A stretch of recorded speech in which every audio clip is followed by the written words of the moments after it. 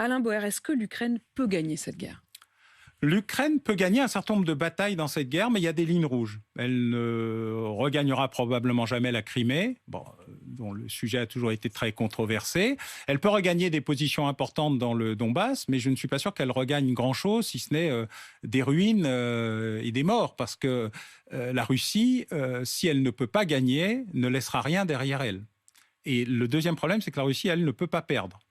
Et donc, il va falloir traiter de la question de comment régler un problème de victoire des uns sans défaite des autres, pour éviter justement la montée en niveau d'une crise qui amènerait à une guerre régionale et plus une guerre locale. Ce sont les niveaux de la doctrine militaire russe et éventuellement à une guerre plus large. Quand vous dites que la Russie ne peut pas perdre, on a évidemment en ligne de mire la journée du 9 mai, vous l'évoquiez, qui est une journée traditionnellement de fête de la victoire. Oui.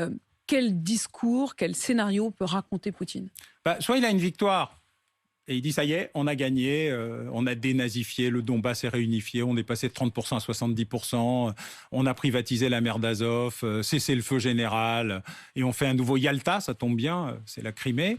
Soit il n'a pas gagné, et il va annoncer que la patrie est en danger.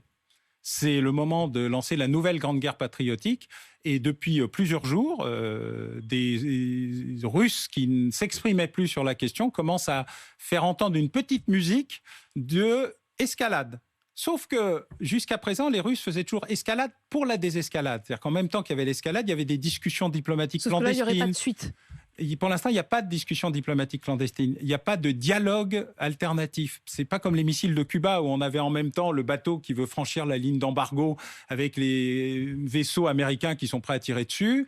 Et puis, des discussions diplomatiques à Washington dans les cafés du coin pour trouver la bonne solution avec un Khrouchtchev qui est face à une négociation dans son politburo. Il n'y a pas de politburo auprès de Vladimir Poutine. Il y a lui et lui. Et un peu M. Patrouchev.